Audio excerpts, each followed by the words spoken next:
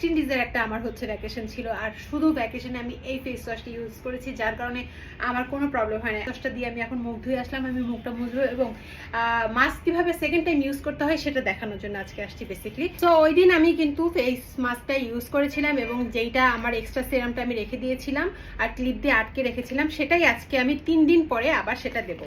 Last থার্সডেতে আমি হচ্ছে আমার ওইটা মেখেছিলাম। সো আজকে হচ্ছে মানডে, সো আজকে হচ্ছে আমি এটা দিচ্ছি।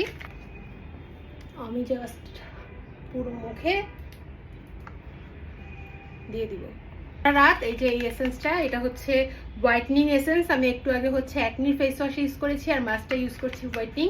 তো যাতে দুইটাই কাজ হয়, আমার অ্যাকনির প্রবলেমটাও যাতে হচ্ছে ক্লিয়ার হয়, আবার হোয়াইটনিংও কাজ করে, এর জন্য আমি দুইটা এভাবে ইউজ করি। সারা রাত মুখে এই সেরামটা হচ্ছে অ্যাবজর্ব হয়ে যাবে এবং সকালবেলা আমি হচ্ছে ওয়াশ করে ফেলবো। সো